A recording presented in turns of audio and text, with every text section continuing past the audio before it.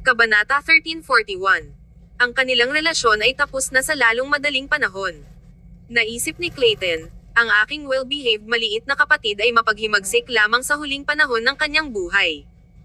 Marahil ay biglang napagtanto ni Liam na ang kanyang pag-iral ay hindi kasing prestihiyoso tulad ng naisip niya. Biglang naging pula ang mga mata ni Clayton. Hindi ko gusto ang iyong pagbabahagi. Maaari ka nang umalis. Malamig ang tinig ni Clayton habang hiniling niya na umalis ang ina ni Liam. Ilang sandali ang babae. Tumayo siya. Isipin mo lang si Michael. Huwag tanggihan ito. Iyon lang ang magagawa niya. Matagal na niyang nais na magdagdag ng insulto sa pinsala sa pamilyang Sloan, ngunit hindi niya nakuha ang pagkakataon. Matapos sabihin iyon, tinapik niya ang sigarilyo sa kanyang kamay, lumingon, at umalis sa opisina. Tiningnan ni Clayton ang dokumento sa kanyang kamay. Napakabigat ng kanyang puso kaya hindi siya makapagsalita. Pumasok ang katulong, tiningnan ang nalulumbay na mukha ni Clayton, at nagbuntong hininga. Maraming taon na. Dapat ay dumating siya ng isang may motibo. Tulad ng sinabi niya, nakita niya ang dokumento sa desk ni Clayton. Mahina siyang nagyelo. Ang babaeng ito ay may napakalaking trick sa kanyang manggas. Ang pagiging maasim sa ilong ni Clayton ay hindi kumupas ng lubusan. Si Clayton ay mukhang kalmado pa rin tulad ng dati. Well, ito ay para kay Michael. Ito ay opisyal na ilipat sa kanyang pangalan kapag siya ay naging isang may sapat na gulang. Ipinikit ni Clayton ang kanyang mga mata at hinaplos ang kanyang mga templo. Bago namatay si Liam, hindi man niya nakita ang kanyang ina, ngunit naisip pa rin niya na mahal siya ng kanyang ina. Gabi. Gremlin Club. Ang pribadong silid ay napuno ng tunog ng painom at pagtawa. Ang mga tao sa loob ay lahat ng mga gentries sa bilog na may magandang relasyon kay Eric. Inayos ni Keith ang pagsasama-sama na ito, kaya't maaga siyang dumating. Sa sandaling pumasok si Colton White, sumulyap siya at pumunta sa tabi ni Keith. Paparating na ba si Ferg? Hindi pa siya dumalo sa ating mga pagtitipon sa mahabang panahon. Huwag kang mag-alala. Tiyak na darating siya sa oras na ito. Si Keith ay nagsalita ng may katiyakan. Bago nang may mga alingaw-ngaw tungkol kay Nicole at Clayton na nakikipag-date sa bilog, lahat sila ay naglalakad sa mga eggshells sa paligid ni Eric at hindi naglakas loob na sabihin ng marami. Gayunpaman, ang kanilang maingat na hitsura ay ginawa ni Eric kahit nagalit. Kaya, bihirang dumalo muli si Eric sa mga naturang pagtitipon. Orihinal na, umasa sila sa mga naturang pagtitipon upang maging mas malapit kay Eric. Marami sa kanila ang puno ng mga inaasahan, ngunit sa huli, hindi lumitaw si Eric at hindi nila mahanap ang pagkakataon na lapitan si Eric. Matapos ang 10 minuto, ang pintuan ng pribadong silid ay itinulak ng bukas muli. Ang matangkad at patayo na figure ni Eric ay lumitaw sa pintuan. Madaling binati siya ni Keith. Late ka na. Bilang parusa, tapusin ang 3 baso na ito. Wala namang sinabi si Eric, kinuha ang alak, and ininom lahat. Lahat ay nanonood at nadama na mas nakaka-relax. Lahat ay muling nalubog sa pag-inom at pag-awit. Si Keith ay nakikipagtalo sa kanyang telepono sa gilid. Si Eric ay medyo walang tiyaga. Ano ang eksaktong nais mong sabihin? Napangiti si Keith. Ferg, binago ni Nicole ang kanyang target. Sa sandaling narinig ni Eric ang pangalan ni Nicole, ang kawalan ng tiyaga sa kanyang mukha ay agad na nawala. Madilim ang tingin niya. Ano? Ipinakita ni Keith kay Eric ang video na nasave niya ng maaga. Tiningnan ni Eric ang video na may malalim na mga mata. Halos kalahating minuto ito, ngunit paulit-ulit itong pinapanood ni Eric. Sa wakas ay hindi ito matiis ni Keith at ibinalik ang kanyang telepono. Tingnan, na ang violin player ay mukhang kaakit-akit sa mga kababaihan. Nagtanong ako tungkol sa kanya. Siya ay isang bagong artista na nilagdaan ng Falcon Entertainment na tinawag na Maddox. Hindi pa siya nagdebo. Ang mukha ni Eric ay bahagyang madulash. Bigla siyang may intindihan. Nagpatuloy si Keith. Bumalik pagkatapos, ito ay Fabian. Ngayon, ito ay Maddox. Pareho silang ganap na kagustuhan ng kababaihan. Kaya, ano ang gusto mong sabihin? Ferg, ano ang sinasabi nito sa amin? Ito ay nangangahulugan na ang relasyon ni Nicole at Clayton ay matapos na sa lalong madaling panahon. Hindi ba humawak ng kaguluhan sa likod niya? Kabanata 1342. Nawala ang backer. Kung nag-break up sina Clayton at Nicole, ang mga tao sa paligid mag-iisip. Si Eric ay magiging mas mahusay. Orihinal na, naisip nila na si Nicole ay seryoso tungkol kay Clayton, ngunit pagkatapos makita ang video na ito, ang kanyang damdamin para kay Clayton ay marahil ay hindi masyadong malalim pagkatapos ng lahat. Ang pangunahing bagay ay ang isang babae ng katayuan ni Nicole ay napakaraming mga pagpipilian, kaya bakit niya itatali ang sarili sa isang lalaki? Si Eric ay mukhang komplikado. Ang kanyang mukha ay panahunan. Naglalaro lang si Nicole sa kanila, sa sandaling makipaghiwalay siya kay Clayton, darating ang iyong pagkakataon. Hinawakan ni Keith at sinuri ang maliwanag na landas na ito para kay Eric. Gayunpaman, ang mukha ni Eric ay nanatiling hindi gumagalaw. Hindi masabi ni Keith kung masaya siya o nagagalit. In the dimness, ang mga mata ni Eric ay matalim, at malamig ang boses niya. Ang Sloan Corporation ay nasa problema. Ginagawa niya ito kay Clayton. Nagyelo si Keith. Hindi ito maaari, di ba? Kahit na ang kanyang pakikipag-ugnay sa pamilyang Sloan ay stiff. Hindi niya talaga itutulak ang kanyang sariling pamilya sa bingit, di ba? Pagkatapos ng lahat, ang pamilyang Sloan ay ang kanyang taga-suporta. Kung wala siyang pamilyang Sloan, wala siyang background. Kung gayon, mas magiging imposible para sa kanya na maging nakatali sa pamilyang Stanton. Higit pa o hindi gaanong naririnig si Keith tungkol sa mga dayuhang gawain. Bagaman mayroon siyang mindset ng panunood ng isang mahusay na palabas, tulad ng isang malaking negosyo sa gayong balahibo ay naging isang halimbawa ng kung ano ang hindi dapat gawin at isang biro sa mundo ng negosyo. Eric took a light sip ng alak. Ang kanyang lalamunan ay gumalaw ng bahagya, ngunit wala siyang sinabi. Sa pagkakaalam niya, ang taong talagang nasa likod ng pagmamanipula ng stock market ay si Clayton Sloan. Talagang tinangka ni Clayton na ibagsak ang Sloan Corporation para sa kapakanan ni Nicole. Kailangang aminin ni Eric na si Clayton ay higit na walang awa kaysa sa naisip niya. Ang pagkopya ng plano sa Sloan Corporation ay talagang biro. Si Quavon Sloan ay nahaharap sa isang problema, at wala siyang kapangyarihan. Back then, inilarawan ni Quavon ang kanyang kapangyarihan kay Isaac Sloan. Hindi inaasahan ni Quavon na si Isaac ay isang walang laman na shell lamang. Si Isaac ay mukhang siya ay nakaupo ng matatag sa ibabaw, ngunit sa katunayan, ang kapangyarihan ay matagal nang kinuha ng mga tao sa paligid niya. Si Quavon ay nanatili sa Sloan Corporation ng ilang araw at nadama na ang kanyang buhok ay naging puti mula sa stress. Ang lahat ng mga pamamaraan ay tinanggihan ng lupon ng mga direktor. Kahit na ibigay niya ang mga order, walang magsasagawa sa kanila. Ang mga nagpoprotesta na kinubkob ang pasukan ng gusali ay naipon. Sa una, ang mga ito ay mga individual na stock speculators na nagtamo ng pagkalugi. Kalaunan, nabuo nila ang isang pangkat na may layunin. Kailangang hayaan ng kumpanya ang mga empleyado nito na magtrabaho mula sa bahay, at ang mga pagpupulong ay maaaring gaganapin sa pamamagitan ng mga komperensya ng video. Sa wakas ay nadama ni Quavon Sloan ang kalungkutan ng pagiging walang magawa. Napanood niya habang ang kumpanya ay nasa ira araw-araw, wala sa ilalim ng kanyang kontrol. Ang senior management ay patuloy na nagagawa ng nalulugod sila at hindi nakakita ng anumang pakiramdam ng krisis. Ang mga nasa politika ay nagsimulang mapagtanto ang krisis na ito at nagsimulang maiwasan ang anumang mga ugnayan sa Sloan Corporation. Sa wakas ay sinimulan ni Quavon na makipag-ugnay sa mga shareholders na pribado sa isang pagtatangka na ibalik ang kapangyarihan sa kanyang sariling mga kamay. Gayunpaman, sa tuwing nakikipag-ugnay siya sa mga shareholders, itutulak nila siya na maiwasan ang pag-uusap tungkol sa pagbili ng mga namamahagi. Nagsimulang makaramdam si Quavon. Bigla, naalala niya na ang kanyang asawa, na hindi siya nagdiborsyo, mayroon pa ring 20% ng mga namamahagi. Agad niyang tinawag siya, ngunit hindi siya sumagot. Nang tumawag ulit siya, naka-off na ang telepono. Ang lahat ng mga negosyo sa ilalim ng Sloan Corporation ay tumigil.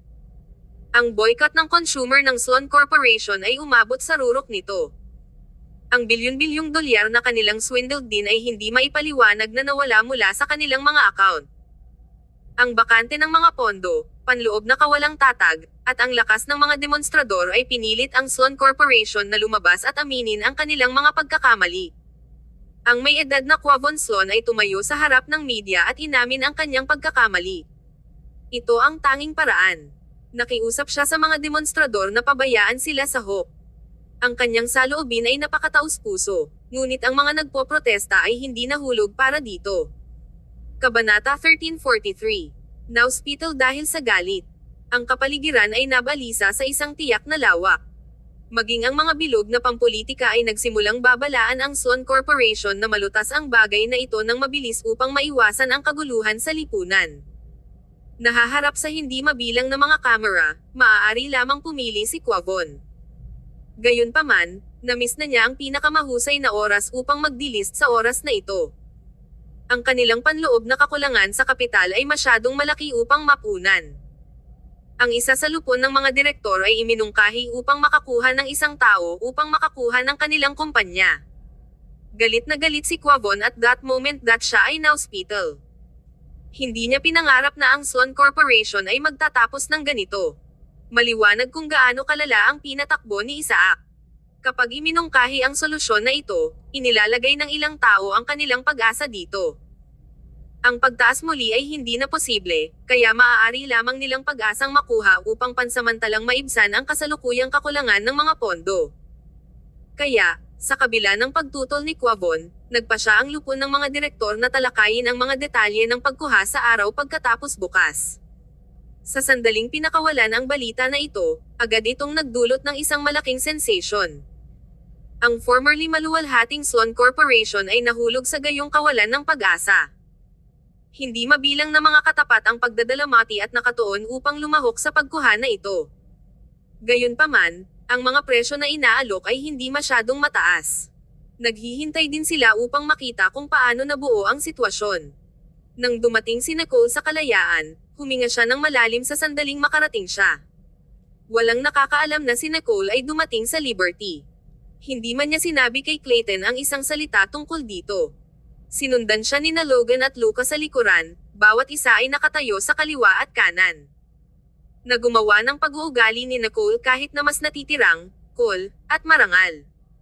Maraming tao ang nakapansin sa kanila, ngunit hindi nagtagal si Nicole at sumakay sa kotse. Pagdating nila sa hotel, double na kinumpirma ni Nicole ang plano kasama si Grant sa pamamagitan ng isang video call. Ang dalawa sa kanila ay agad na nasa parehong pahina. Kinabukasan, ang pagpupulong ng Sloan Corporation ay naka-schedule sa isa pang sentro ng komperensya ng hotel. Ginugol nila ang maraming pagsisikap na panatilihin ito sa ilalim ng balot mula sa mga demonstrador at mamamahayag. Matagal nang naghihintay si Nicole sa araw na ito. Maaga ng umaga, umalis siya sa hotel at sumakay sa kotse. Dumating si Luca tulad ng dati at mahinahon na naiulat. Kagabi, 3 sinanay na tauhan ang nag-speak ng pulang alak na iniutos mo. Ang pulang alak at ang 3 tao ay naalagaan. Tumugon si Nicole na may isang malabong, "Ma'am, walang pag-aalala.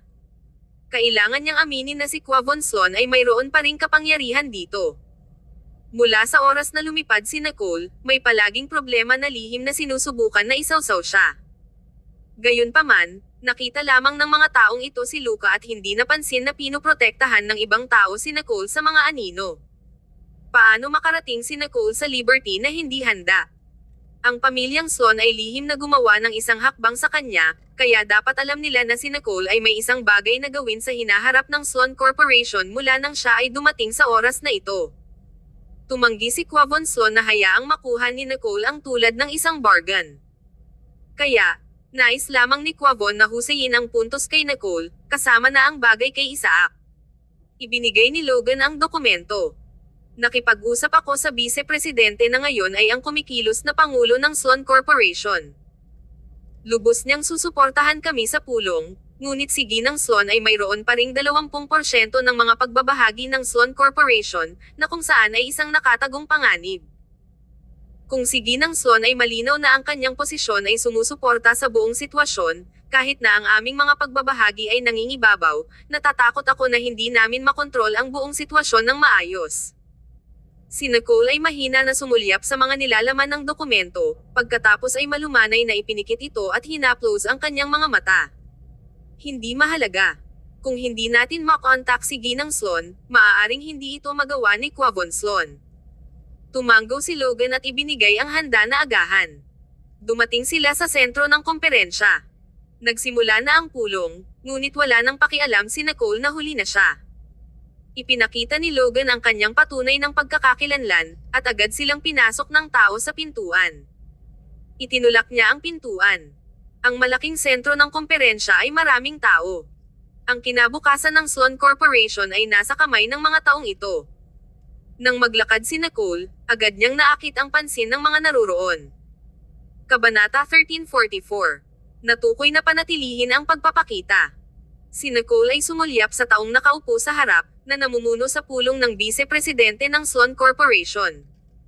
Maraming iba pang mga bosses na inanyayahan na dumalo sa pulong, at lahat sila ay interesado na makuha ang Sloan Corporation.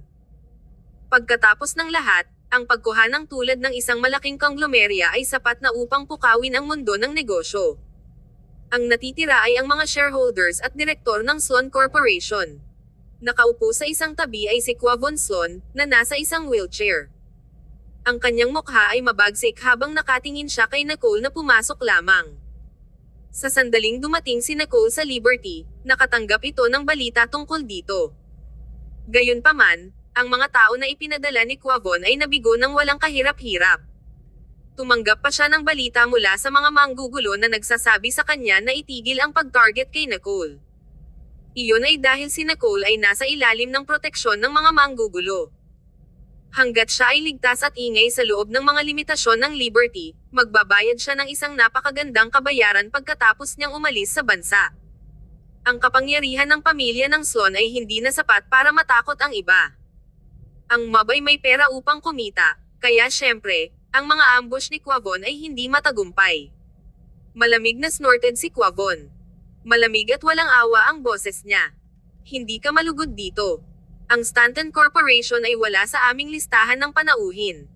Tumayo si Nicole ng direkta sa ilalim ng entablado at itinaas ang kanyang ulo ng bahagya upang tumingin kay Quavon, na nasa entablado. Ang kanyang mga tampok ay nakamamanghang. Siya ay maliwanag at maganda habang nagsusuot siya ng isang palda ng fishtail at may puting blusa ng pinakabagong panahon. Bagaman ito ay isang formal na getup, hindi mahirap makita na ang hindi mabilang na mga detalye ng kanyang mga damit ay hindi ordinaryong kalidad. Siya ay may pakiramdam ng maharlika at kahit na pinalabas ang isang light chill.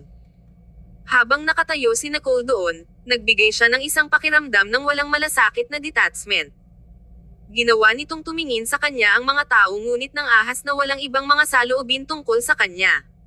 Sa oras na iyon, curled ni Nicole ang kanyang mga labi. Malinaw at malamig ang boses niya. Ang iyong kumpanya ay nakakakuha, ngunit ngayon ay napili ka pa rin tungkol sa kung sino ang nakakakuha nito. Chairman Sloan, talagang determinado kang panatilihin ang mga pagpapakita, ha? Si Nicole ay prangka ng walang pagpigil, na tinusok ang ilusyon ng higit na kahusayan na sinusubukan pa rin ni Quavon na mapanatili. Ang mukha ni Quavon ay naging pula sa isang iglap. Galit na tinitigan niya ito. Nicole, huwag masyadong lumayo. Huwag isipin na wala akong magagawa tungkol sa iyo. Tiyak na hindi makukuha ang Sloan Corporation. Tumawa si Nicole at umupo sa isang walang laman na upuan sa gilid ng walang sinasabi. Ang isang Libertyan na lalaki sa gilid ay nakataas ang kanyang kamay. Chairman Sloan, sumasang-ayon ako sa iyo. Ang aming mga pamilya ay palaging may magandang relasyon, ngayon na ang pamilya ng Sloan ay nasa problema, nais kong makuha ang iyong kumpanya. Tiyak na bibigyan kita ng pinakamahusay na pagtrato. Ngumiti ang Vice-Presidente sa gilid. Itinaas niya ang kanyang kamay upang mag-signal para sa kanila na maging tahimik para sa isang habang. Halos oras na, kaya magsimula tayo. Maghintay ng 1 minuto. Isang boses ang biglang nagmula sa pintuan. Binuksan ulit ang pinto. Lahat ay tumingin sa likod. Clayton Sloan. Kahit na nais ni Clayton na lumahok. Hindi ba siya isang big shot sa kabisera ng kapital? Interesado siya sa Sloan Corporation. Siya ang ilegal na anak ni Quavon. Ngayon, hindi na niya kailangang sadyang itago ang kanyang pagkakakilanlan. Sa kasong iyon, ang pulong na ito ngayon ay narig para kay Clayton. Nais ni Chairman Sloan na si Clayton na sakupin ang Sloan Corporation. Maaaring ito ang kaso. Narinig ko na hindi nakakasama sina Isaac at Clayton bago umalis si Clayton sa pamilyang Sloan. Naranasan ni Isaac ang isang aksidente, kaya natural, bumalik si Clayton. Ang silid ng pulong ay abuzz. Lalo na sa sandaling lumitaw si Clayton, lahat ay may halo-halong mga reaksyon. Pagkatapos ng lahat, ang pagkakaroon ni Clayton ay maaaring makaapekto sa kanilang pagkuha. Sa lakas ni Clayton, posible kung nais niyang sakupin ang Sloan Corporation. Pininturahan ni Nicole ang kanyang mga mata habang pinapanood niya si Clayton na lumalakad mula sa pintuan. Si Clayton ay may isang hindi kilalang ngiti na naging hindi mapigilan. Nawala ang banayad at katamtaman na hitsura sa kanyang mga mata. Kabanata 1345. Hayaan mo ako. Naglakad si Clayton sa harap at hindi sinasadyang nakita si Nicole. Nagtaas siya ng kilay. Tumingin si Nicole na parang walang nangyari. Ang ganitong uri ng okasyon ay hindi angkop para sa pag-uusap. Dumating siya sa Liberty nang hindi nakikipag-ugnay kay Clayton dahil inilaan niyang husayin ang bagay na ito bago sabihin sa kanya. Sa pagtatapos ng araw, si Quavon ay ama ni Clayton, kaya't napakapangit na panoorin ang kanyang sarili na gawin ito. Hindi inaasahan ni Nicole na makilala niya si Clayton dito. Gayunpaman, may katuturan din ito. Paano hindi magpapakita si Clayton? Hindi ito tulad ng maaari niya talagang manatili sa labas nito. Nais ni Nicole na magpanggap na hindi makilala si Clayton, ngunit si Clayton ay lumakad na sa kanyang tagiliran. Ang kanyang tinig ay mababa at banayad, isang pamilyar na hindi narinig ni Nicole sa mahabang panahon. Mangyaring hayaan akong umupo sa loob. Nanigas ang katawan ni Nicole. First niya ang kanyang mga labi, at pagkatapos ay napagtanto niya na ang upuan sa tabi niya ay walang laman. Ilang sandali, ang kanyang mukha ay nadama ng isang maliit na mainit. Tila may dalawang walang laman na upuan lamang sa unang ilang mga hilera. Mukhang hindi angkop para sa kanya na umupo sa likuran. Agad na tumayo si Nicole at gumawa ng daan para makapasok siya. Gayunpaman, bago tumayo si Nicole, inilagay ni Clayton ang kanyang mga kamay sa kanyang mga balikat. Malalim ang boses niya habang siya ay chuckled. Mayroong sapat na puwang. Maaari akong makapasok. Ang pag-aayos ng pag-upo sa sentro ng komperensya ay hindi compact, kaya mayroong sapat na puwang sa likod ni Nicole para sa isang taong mataba na dumaan. Pagkatapos lamang ay gumanti si Nicole at tinitigan niya ng isang walang pagsasalita na sulyap. Nakakatawa si Clayton nang makita niyang nagagalit si Nicole. Mainit ang kanyang mga mata dahil sa wakas ay nagpakita siya ng ilang pamilyar. Ito ay mas mahusay kaysa sa pagpapanggap na hindi makilala siya. Ang iba ay pinag-uusapan lamang ang layunin ng pagdating ni Clayton at hindi napansin ang pakikipag-ugnayan sa pagitan ni Clayton at Nicole. Si Luca at Logan lamang ang lihim na nanunood mula sa gilid, at hindi sila nang ahas na magsalita. Kapag naupo si Clayton, ang ekspresyon ni Quavon sa entablado ay malinaw na mukhang mas mahusay. Naisip ni Quavon, sinabi niya na wala siyang pakialam, ngunit maaari ba talaga siyang manatili dito? Ang isang pagtanggi ng malaking konglomerya ay mas mahusay pa kaysa sa isang maliit na kumpanya kahit na ano. Ang Sloan Corporation ay tulad ng isang malaking piraso ng karne, kaya sino ang hindi nais na kumagat dito? Ang vice-presidente sa entablado ay tumingin kay Clayton na may kahulugan at sumulyap kay Nicole bago tuluyang bawiin ang kanyang tingin. Dahil narito ang lahat, sisimulan natin ang pagpupulong ngayon. Una sa lahat, dahil sa kasalukuyang sitwasyon ng Sloan Corporation, ang lupon ng mga direktor ng Sloan Corporation ay nagkakaisa na magkasama. Karamihan sa mga tao ay nagkakasundo. Kung hindi, hindi sila makakarating sa puntong ito.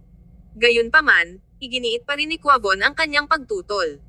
Hanggat ang isang tao ay kumukuha at maaaring malutas ang problema ng Sloan Corporation sa oras. Ano ang punto ng pakikipag-usap tungkol sa isang acquisition? Kami ay isang malaking konglomerya. Hindi ka ba natatakot na matatawa tayo ng mga tao kung makakakuha tayo? Maaari pa bang magkaroon ng Sloan Corporation na mayroon pa ring isang foothold sa Liberty pagkatapos? Ang mga tao sa ibaba ay tumugon ng may pagtawa. Chairman Sloan, mas mahusay pa ito kaysa sa Sloan Corporation na nagpapahayag ng pagkalugi. Iyon ay kapag ang mga tao ay tatawa. Oo, Chairman Sloan. Ito ay isang pandaigdigang kalakaran ngayon. Walang kumpanya ang makakapagtayo magpakailanman. Dapat mo lang hayaan ang mga bagay na gawin ang kanilang kurso. Tama yan. Ang tanging paraan para sa Sloan Corporation ay makuha. Kung hindi man, paano mo malulutas ang lahat ng mga pananagutan? Ang pagkuha ay pa rin ang pinakamahusay na pagpipilian. Nag-aalok ang aming kumpanya ng mga mapagbigay na termino, Chairman Sloan. Maaari mong isaalang-alang kami. Ang mga tao sa ibaba ay may kalagayan sa panonood ng isang mahusay na palabas habang hinikayat nila si Quavon na baguhin ang kanyang isip. Nakita ito ng Vice-Presidente sa entablado at nag-clear. Paano ito? Ang lahat ng mga shareholders ay maaaring bumoto sa pamamagitan ng isang palabas ng mga kamay. Ang mga sumasang-ayon na makuha, itaas ang iyong kamay. Kabanata 1346. Ang kanyang anak na lalaki at ang kanyang ina. Ang mukha ni Quavon ay naging glum. Sa mga tuntunin ng bilang ng mga shareholders, siya ay higit pa.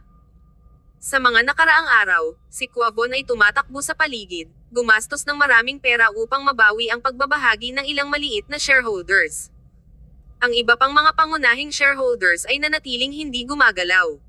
Hindi sila mukhang gusto nila ng isang mas mahusay na alok. Alam ni Quavon na ang mga bagay ay hindi gaanong simple. Ang mga shareholders sa ibaba ay itinaas ang kanilang mga kamay ng paisa-isa. Ang kapaligiran sa silid ay pinainit sandali. Para bang maisip nila ang pagkuha ng isang hiwa ng Sloan Corporation. Gaano kasiya siya? Ang tingin ni Quavon ay nalubog at madilim habang tinitigan niya si Clayton. Narito siya, ngunit hindi siya gumawa ng paglipat. Ano ba ang sinusubukan niyang gawin? Sa wakas, tulad ng ang Vice-Presidente ay malapit ng gumawa ng isang pangwakas na desisyon, sa wakas ay hindi mapigilan ni Quavon. Tumingin siya kay Clayton at binuksan ang kanyang bibig. Maghintay ng 1 minuto. Lahat, dapat mong malaman na mayroon akong anak, at siya. Bago tinawag ang pangalan ni Clayton, biglang lumubog ang mukha ni Clayton at malamig. Si Clayton ay hindi pumayag na may label bilang isang iligal na anak sa ganitong uri ng okasyon. Tulad ng dati, si Quavon ay nakakainis at nag-aalaga lamang sa kanyang sariling makasariling interes. Nagkataon, ang Vice-Presidente ay nag-ambala kay Quavon mula sa gilid. Chairman Sloan, ano ang paggamit ng pakikipag-usap tungkol dito? Wala bang sapat na iskandalo para sa pamilyang Sloan? Nakaupo siya roon, at ang kanyang tinig ay malinaw na dumaan sa mikropono at naabot ang mga tainga ng lahat. Agad na tahimik ang conference hall. Tiningnan ni Quavon ang Vice-Presidente sa gilid na may glum face. Bumantong hininga ang Vice-Presidente at nagsalita sa isang seryosong tono. Sa palagay ko imposibleng itago ngayon. Sa loob ng maraming taon, nagtatrabaho ka ng husto upang suportahan si President Isaac Sloan upang maabot ang posisyon na ito, na nagbibigay sa kanya ng kapangyarihan at pera upang makakuha siya ng mas maraming karanasan, ngunit nagawa ba talaga niya ang tamang bagay? Dahil kinuha niya ang Sloan Corporation, ipinagmamalaki ng kanyang talento. Sa katunayan, pagkatapos niyang makuha, ang kita ng kumpanya ay palaging nasa negatibo. Gusto mo pa bang maging bulag na mata dito? Bumantong hininga ang mga tao sa ibaba. Kung si Clayton ay maaaring sumulong, maaari pa ring may save ang Sloan Corporation. Gayunpaman, tila napagtanto ni Quavon na ang mga susunod na salita ng Vice-Presidente ay tiyak na hindi ipakilala kay Clayton. Alam mo nang mabuti ang iyong puso kung bakit mo ito ginagawa. Hindi ba dahil si Isaac ang iyong anak? Ang tanong na ito ay tulad ng pagkahagis ng isang malaking bato sa kalmado at tubig pa rin. Nagdulot ito ng mga layer ng ripples. Ang eksena ay agad na naging awkward. Ano? Si Isaac ay anak ni Chairman Sloan, hindi brother. Ano ang kaugnayan niya sa yumaong si Ginang Sloan? Ang yumaong si Ginang Sloan ay si Chairman Sloan's mother. Narinig ko na namatay siya sa murang edad. Wow, ang pamilyang Sloan ay mayroon ding tulad ng isang hindi etikal na iskandalo. Hindi nakakagulat kung namatay ang anak ni Chairman Sloan, hindi siya nalulungkot sa libing. Sa oras na iyon, naisip ko na si Clayton, ang kanyang iligal na anak na lalaki, ay nanalo ng kanyang pabor. Ito ay lumiliko na ang isa niyang pinapaboren ay ang iba pang iligal na anak na lalaki, si Isaac. Paano ang ganitong uri ng tao ay nagsasanay ng isang mahusay na kahalili? Ang Sloan Corporation sa mga kamay ni Isaac ay matagal nang nag-squandered palayo. Kaya, tila ang pagkalugi ay 1 oras lamang. Sa palagay ko ay pinapababa natin ang ating alok sa pamamagitan ng isa pang 10%. Ang paghinga ni Quavon ay naging mas mabilis. Marahas na hibang ang kanyang dibdib. Hindi niya pinangarap na ang lihim na nakatago ng maraming taon ay ipahayag sa ganitong paraan.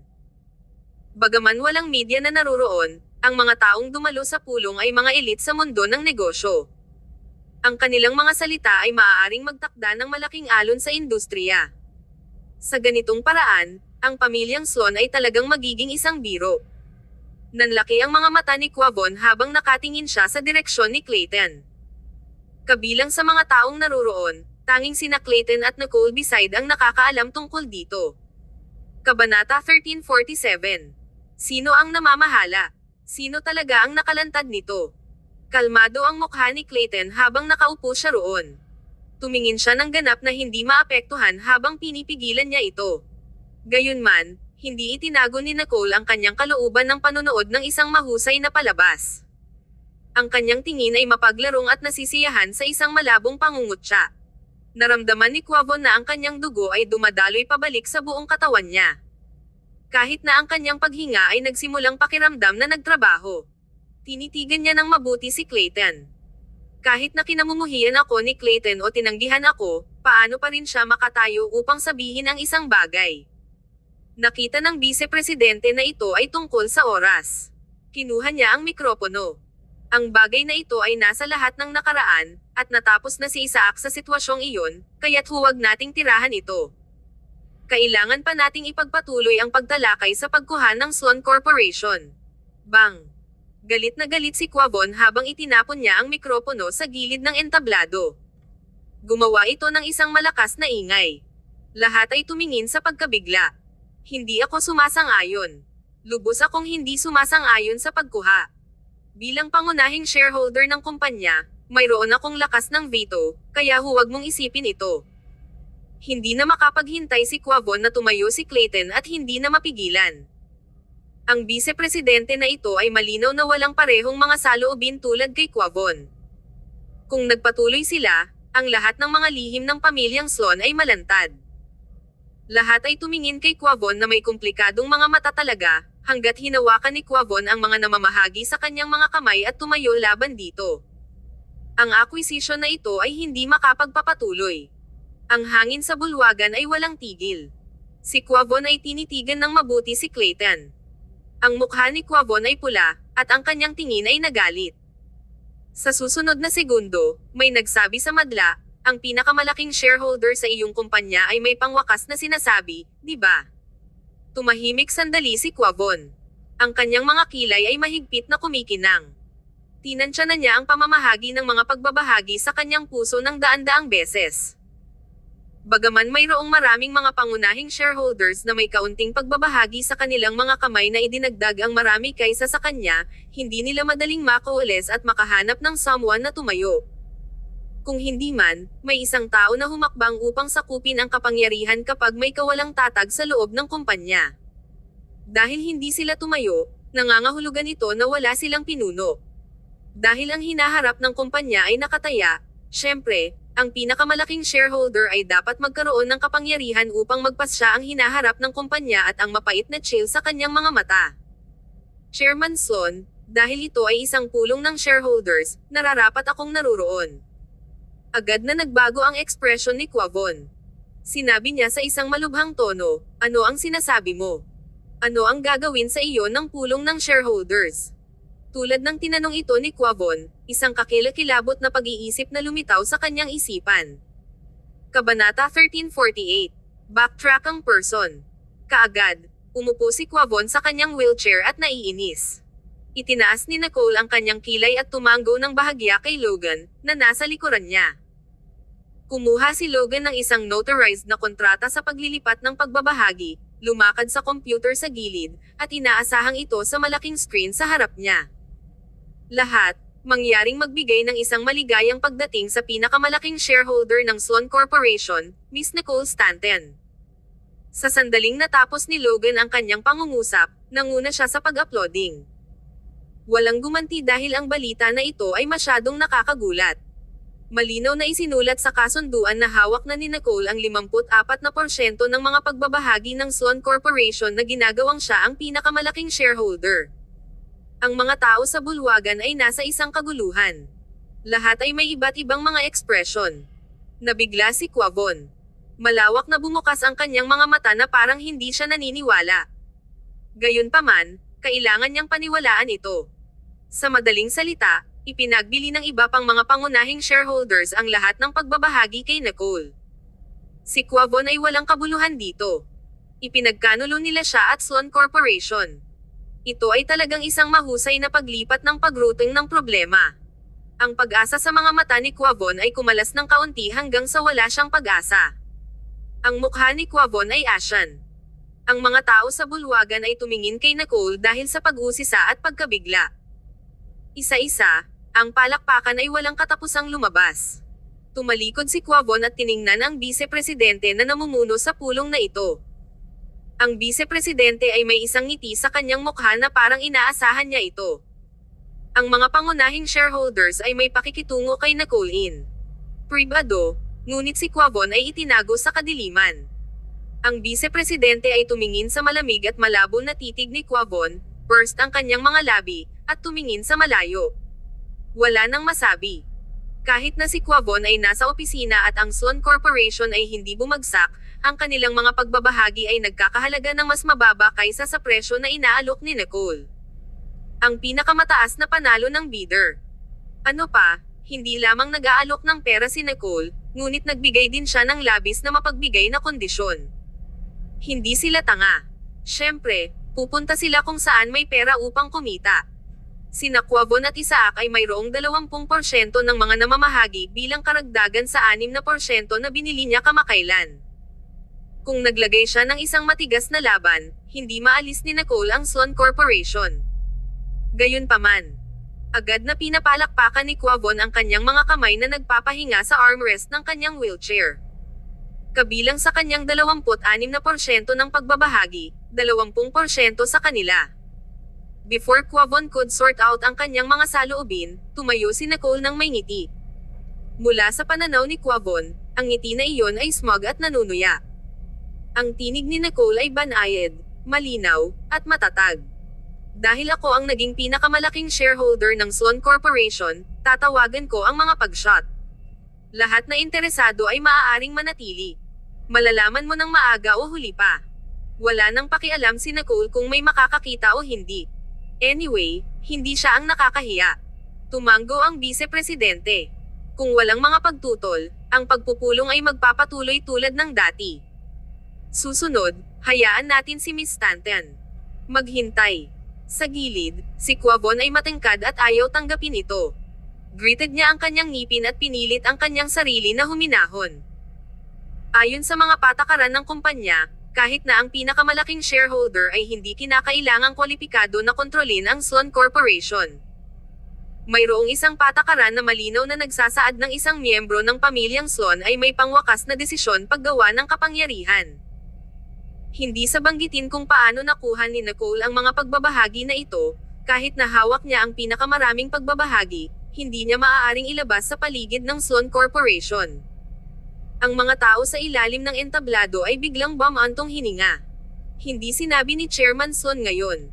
Tama iyon. Niloloko ba tayo ni Chairman Sloan? Talagang tumatanda siya at senile. Matanda na siya ngayon at kailangang sumang-ayon kahit na ayaw niya. Malinaw kung sino ang nagwagi dito. Si Chairman Sloan ay naglalagay ng isang pakikibaka para sa wala. Gaano kalaki? Tama. Kabanata 1349. Ipinagkanulo siya. Ang mga tao sa ilalim ng entablado ay may mahusay na mga opinyon tungkol kay Quavon na bumalik sa kanyang salita. Bagaman ang benepisyo na ito ay hindi kabilang sa kanila, hindi nila gusto ang gayong hindi tapat na pag-uugali. Si Quavon ay tulad ng isang scoundrel. Pula ang mukha ni Quavon sa galit. Nakakatawa na makita ang kanyang ekspresyon. Tumawa si Nicole. Paano ka pa magkakaroon ng nerve upang makuha ang kapangyarihan ng paggawa ng desisyon kapag nakuha mo ang kumpanya sa estado na ito? Tagapangulo Sloan, naniniwala ako na kung patuloy kang manatili sa board, ang buong korporasyon ay marahil ay mabankrupt. Nicole, huwag kang masyadong magalang. Napakahusay na nagsalita si Quavon. Mahinahon na tinitingnan siya ni Nicole. Walang damdamin na magsalita sa isang kompetisyon sa negosyo.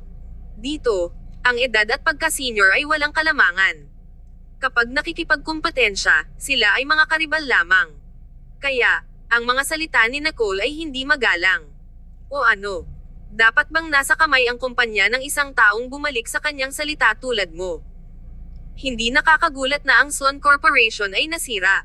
Ang mukha ni Quavon ay naging glum.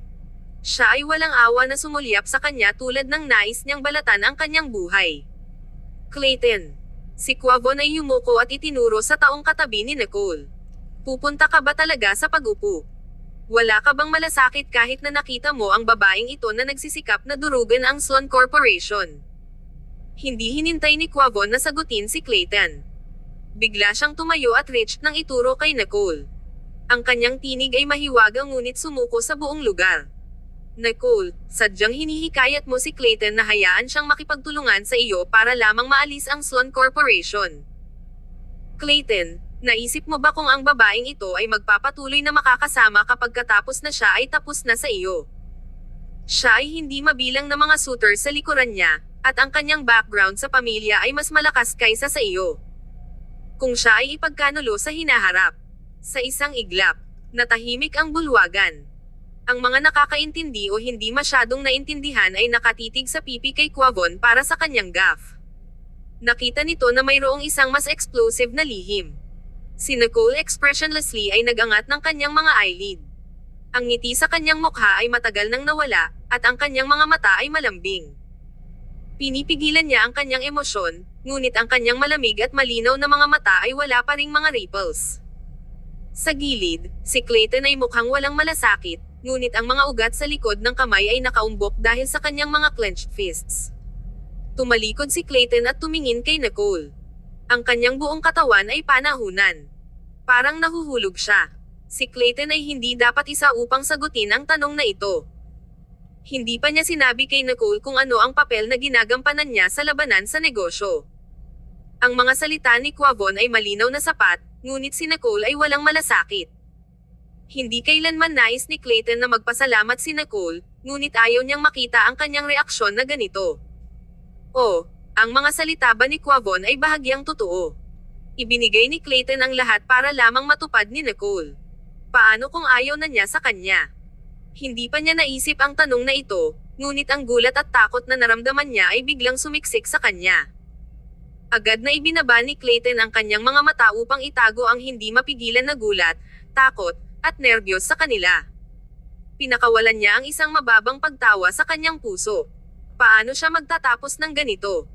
Kung paanong ang puso ni Clayton ay patuloy na bumababa, na parang hindi niya makita ang anumang pag-asa, ang abyss ay tumatawag sa kanya. Bigla, tumayo ang babae sa tabi ni Clayton. Si Nicole ay tumingin ng diretso kay Quavon, na nagpapataw at tiwala. Chairman Sloan, hindi na kailangan mong pukawin ang problema. Ang iyong mga taktika ay masyadong mababa. Orihinal na pinlano kong ipahayag ito pagkatapos na maayos ang bagay, ngunit mukhang kailangan kong sabihin ito ng maaga ngayon. Tumingin sa kanya ang karamihan. Tumingin si Nicole kay Logan at tumanggo ang ulo. First ni Logan ang kanyang mga labi at tahimik na kumuha ng isa pang dokumento mula sa kanyang bag. Inilagay niya ito sa projector at ipinakita ito sa lahat. Kabanata 1350. Mapagbigay na babae. Itinaas ni Clayton ang kanyang mga mata at basahin ang nilalaman dito. Marahas na nanginginig ang kanyang katawan. Nanginginig ang mga eyelashes niya. Wow, saan eksaktong si Miss Stanton na ito? Inilipat niya ang lahat ng kanyang pagbabahagi sa Sloan Corporation kay Clayton. Oo, hindi ba si Clayton ay isang Sloan din? Matapos ang gayong pag-ikot, bumalik lang tayo sa panimulang punto. Si Clayton ay isang iligal na anak. Maaaring sumali siya sa mga kamay kay Miss Stanton upang sakupin ang kapangyarihan. Ngunit ang Sloan Corporation ay isang walang laman na shell. Walang makukuha mula rito. Si Miss Stanton sigurado ay mapagbigay. Ano ang nangyayari? Nalilito ako sa lahat ng ito. Tumingin si Clayton kay Nicole sa pagkabigla at biglang tumayo. Nakakainis ang mukha niya. Nicole. Mabilis na matalo ang puso niya. Naramdaman niya ang kanyang puso na nahuhulog sa isang kailaliman ng maaga sa wakas ay nakarating sa lupa, ngunit nadama ito. Ito ay parang may mabigat na dibdib ng kanyang dibdib. Matapos ang matalim na sakit, Nakaramdam siya ng isang tunay na lamang. Natuyo ang lalamunan niya. Kailan ka? Ang mainit, malambot, at payat na kamay ni Nicole ay hinawakan ang kamay ni Clayton. Siya chuckled at ngumiti ng maliwanag.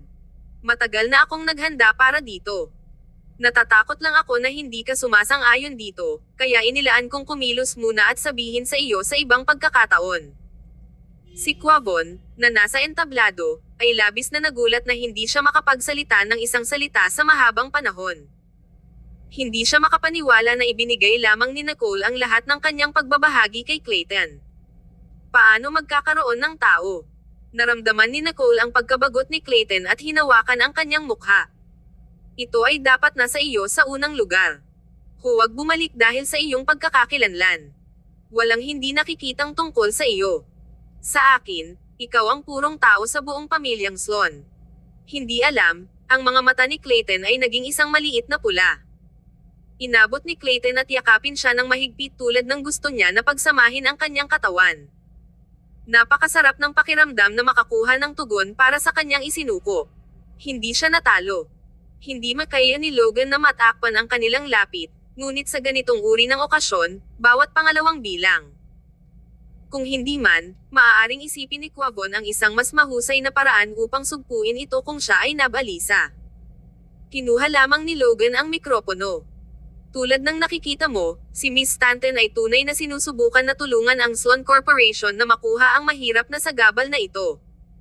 Sa hinaharap, ang pinuno ng Sloan Corporation ay isang Sloan pa rin. Sa oras na ito, hiniling namin ang lahat ng mga shareholders na isaalang-alang ang muling halalan ng lupon ng mga direktor. Ito ang kanilang pangwakas na layunin. Nais ni Nicole na sipin si Quavon sa labas ng board at staff na si Clayton. Si Quavon ay matingkad at magalit. Ang boses niya ay hoarse. Maghintay. Mayroon pa akong 46% ng pagbabahagi. Pinakawalan ni Clayton ang babae sa kanyang mga bisig sa tamang oras. Tumayo siya ng diretso at tumingin kay Quavon. Hindi, wala kang mahigit 40%. Sa wakas ay nagsalita si Clayton. Matapos pumasok sa bulwagan, si Clayton ay nanunood lamang at naghihintay. Ngayon, sa wakas ay nagsalita siya. Tumingin si Clayton kay Quavon na may matalim na mga mata. Ang 20% ng mga pagbabahagi na hawak mo sa ngalan ni Ginang Sloan ay inilipat sa akin. Maging si Nicole ay namangha nang marinig niya ito. Ito ba ang mahiwagang Madam Sloan na wala pa bang nakakita? Si Clayton ay talagang gumawa ng isang bagay na malaki nang hindi gumagawa ng tunog. Ang mukha ni Quavon ay agad na naging maputi. Ano ang sinabi mo? Ang mga sulok ng mga mata ni Quavon ay nagsimulang umikot habang ang kanyang katawan ay nanginginig sa galit. Paano niya ito maibibigay sa iyo? Ang mukha ni Clayton ay malabo at malamig tulad ng sinabi niya, ito ay para kay Liam. Dahil hindi ito makukuha ni Liam, kinuha ko ito sa ngalan ni Michael.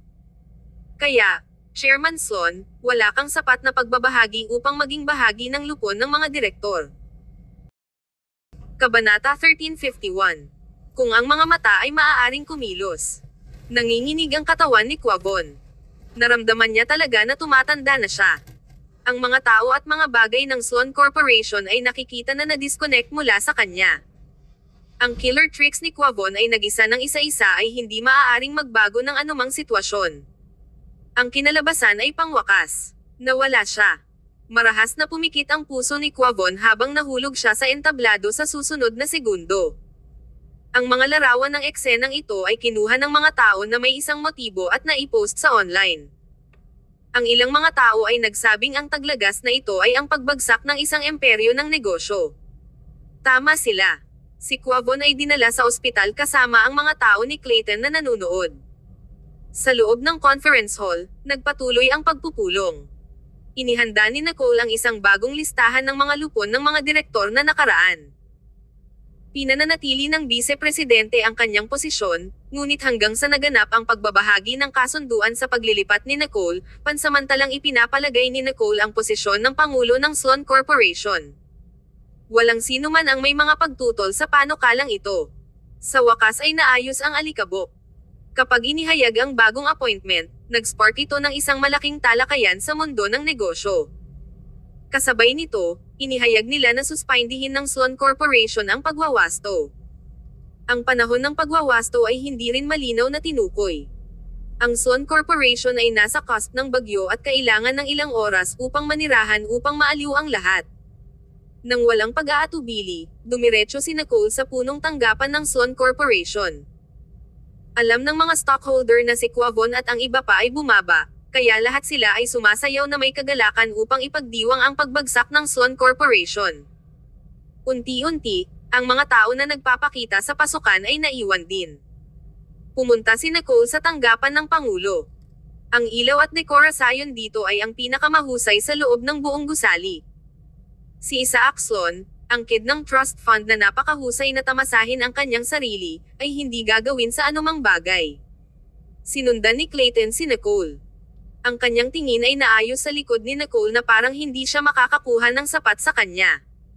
Napansin ni Logan ang titig ni Clayton at hindi nagsalita. Kung ang mga mata ni Clayton ay maaaring kumilos sa isang pelikula, tiyak na manalo si Clayton ng pinakamahusay na award ng aktor.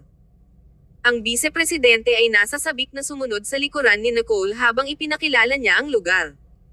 Miss Stanton, ito ang tanggapan ng Pangulo. Kung hindi mo gusto ito, maaari nating sirain ito at muling idisenyo ito. Ngumiti si Nicole. Ang kanyang pag-uugali ay cool at marangal, ang vice-presidente ay orihinal na hindi nag-iisip ng marami sa babaeng ito. Gayunpaman, mula sa kung ano ang tinanong niya mula sa media niya at sa pamamagitan ng kanilang mga pakikipag-ugnay kanina, iilan lamang sa mundo ng negosyo ang maaaring makipagkumpetensya sa mga paraan at pag-uugali ni Nicole. Hindi. Ang lugar na ito ay medyo disente. Bagaman si Isaac ang Pangulo, hindi siya madalas na nagtatrabaho. Karaniwan siyang pupunta sa club o bar sa oras ng opisina upang magkaroon ng handa, kaya't ang tanggapan na ito ay hindi nagamit ng mahabang panahon. Ang vice-presidente ay nagpakawala ng isang magaan na pagtawa na labis na nakakainis. Kung hindi siya nagtatrabaho, paano niya pipirmahan ang mga mahahalagang dokumento? Hindi naintindihan ni Nicole. Tumawa ang vice-presidente. Nilagdaan sila in my behalf. Kahit sino ay maaaring mag-sign para sa kanya, at kilalanin lamang niya ito dahil hindi niya naiintindihan. Habang sinabi niya ito, tiningnan niya si Clayton, na nasa likuran ni Nicole. Sa katunayan, sa umpisa pa lang, ang lupon ng mga direktor ay pinakamaasahan sa mabuti tungkol kay Ginoong Clayton. Siya ang talagang nakakaalam kung paano gumawa ng negosyo, ngunit sa kasamaang palad. Tumawa siya. Chairman Sloan. Ibig kong sabihin, si Quavon ay nakabaluktot sa kanyang paglalakbay. Naisip niya na kahit gaano pa man mahihirapan si Isaac, Sloan Corporation won't go bankrupt. He didn't expect that we'd reach this point. For more 10 years, the company's staff were demoralized. There were many incompetent and useless people, but no one dared to change. As long as Isaac Sloan gives the word, he can even appoint a chef as the chief financial officer. Isn't it ridiculous? Ang mga sulok ng labi ni Nicole ay twitched. Wow! Sapat na, ang pagkamatay ng Sloan Corporation ay naging foretold. Nararapat talaga sila. Tumayo si Clayton sa harap ng window ng sahig sa kisame. Ang kanyang angular na profile sa gilid at magagandang mata ay malinaw at malamig. Hindi siya komportable sa mga salita ng vice-presidente at malumanay na tumawa lamang. Matagal nang nalalaman ni Clayton ang mga kamangha-manghang mga bagay na ito na abounded. Iyon ay dahil si Isaac ang paboritong anak ni Quavon. Kabanata 1352. Aipak ang mga ito at dalhin sa bahay. Pagkatapos ngayon, ang mga bagay na ito ay dapat na gumapang sa puso ni Clayton ay biglang nawala habang siya ay tumayo rito sa sandaling ito. Ito ay tulad ng isang ulap ng usok. Si Clayton ay hindi pamilyar, ngunit si Nicole ay naging kanyang pamilya. Ang ganda. Tumayo roon si Nicole, hinahangaan ang sikat na mga kwadro na gawa sa dingding. Marami sa mga kwadro na ito ay mga tunay na piraso mula sa auction. Tumalikod si Nicole at ngumiti sa vice-presidente. Mangyaring magpadala ng isang listahan ng lahat ng mga empleyado sa itaas ng mga antas ng gitna at senior, kasama na ang kanilang mga background sa pamilya at personal na impormasyon. Tama ka, kailangan kong suriin muli ang mga ito. Agad na tumango ang vice-presidente. Oo naman, walang problema. Dadalhin ko rito ang kalihim dito. Ngumiti si Clayton at tumalikod. Vice Presidente, ang aking ama ay itinuturing pa ring shareholder at hindi ganap na nakadisconnect. Hindi ka ba natatakot na babalik siya upang makitungo sa iyo? Ilang sandali ang Vice Presidente. Tiningnan niya si Clayton na may malalim na tingin. Mas matanda siya kaysa kay Clayton ng higit sa 20 taon at nagkaroon ng mas mahusay na pag-unawa sa mundo. Clayton, alam mo ba kung bakit ako napunta sa malayo ngunit mananatili lamang bilang Vice Presidente? Dumiretso sa kanya si Clayton. Nagkita ang mga mata ng dalawang tao. Tila nakikita nila ang bawat isa. Sinabi ng Vice Presidente, kung maayos ang kumpanya, makakakuha ako ng mas maraming benepisyo. Hindi ako ang tipo na maaaring singilin sa labanan, kaya ang ibang tao ay dapat humantong sa amin sa labanan. Kung hindi, kung gayon ang lahat ay maaaring umupo lamang at maghintay para sa kamatayan. Kung hindi, babaguhin niya ang kanilang pinuno. Anyway, ang huling bagay na kulang sa mundo ay ang mga mapagkompetensyang tao. Hindi siya isang hanggal na tapat. Babalik ba si Quavon Slon at makitungo sa kanya? Hindi niya gagawin. Iyon ay dahil hindi niya ipinagkanulo si Quavon. Ito ay kawalang alam ni Isaac at ang hindi mabilang na mga shareholders na hindi nasisiyahan sa kumpanya na sanhi nito. Kahit na kinailangan ni Quavon na maput sa isang tao, mapupuot lamang niya kina Nicole at Clayton. Ang lahat ay kailangang tumayo sa linya. Itinaas ni Clayton ang kanyang kilay, na nagpapahiwatig na naintindihan niya. Ang Vice Presidente ay tunay na isang matalinong tao. Ngumiti si Nicole. Vice Presidente, shall we eat ba tayo mamaya? Tumingin ang Vice Presidente kay Clayton at ngumiti. Hindi, maaari kayong magpatuloy. Hindi kita maaabala. Kung kailangan mo pa rin ng tulong dito, hanapin mo lang ako. Hindi pinilit ni Nicole ang kahilingan at tumanggo ang kanyang ulo. Ang nasabing isang Vice Presidente ay may pinakakahulugan ng proporsyon. Wala siyang pakialam sa damdamin at tiningnan lamang ang mga benepisyo. Dinala siya ni Nicole ng higit pang mga benepisyo, kaya siya ay nakatuon sa kanya. Nang umalis ang Vice Presidente, sina Nicole, Clayton, Logan, at Luca ay naiwan sa opisina. Sa wakas ay nakaka-relax si Nicole at seryosong humanga sa likhang sining sa dingding. Tumawa siya.